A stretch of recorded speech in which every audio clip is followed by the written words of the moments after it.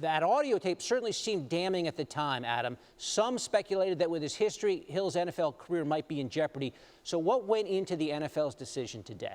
Well, David, let me tell you that if you listen to the full entire 11-minute audio and not just the clips that were chopped up, the NFL believed that there was different context to this and that you would draw a different conclusion.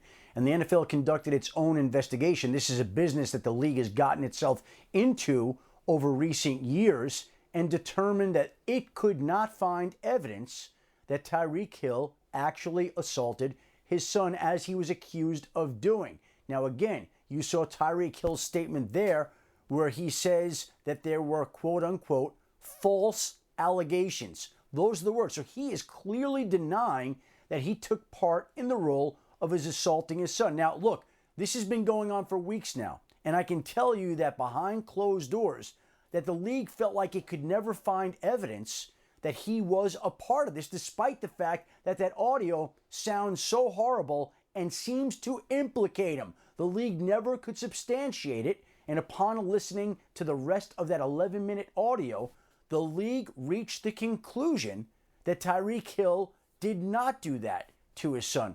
And the league left open the case that if additional evidence does surface, that it could go discipline him at that point in time. But ask yourself this, David. Look, the league has come down hard on a lot of different players for a lot of different reasons.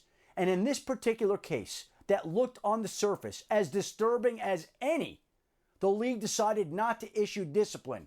So what the league found, what it came across, clearly must have been persuasive enough for the league not to hand out any discipline here to Tyreek Hill. The NFL did issue a statement. It did say their understanding is that the child is safe, which is the most important part of all of this. The Chiefs, Adam, had suspended Hill back in April. Will he be there for the start of training camp if the team sort of proceeds like nothing happened?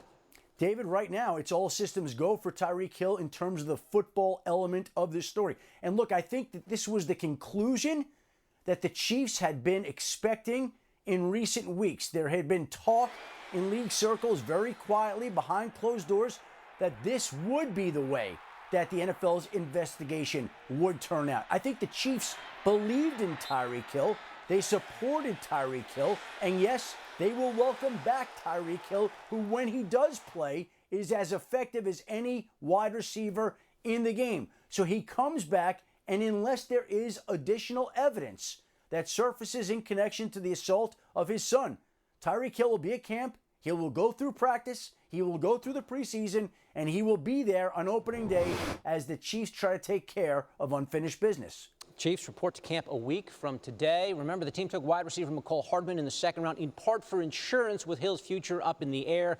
Adam Schefter reporting on the breaking news that the NFL will not discipline Tyreek Hill under the personal conduct policy. This incident goes back to this past March when police were called to Hill's home for an alleged battery against a juvenile.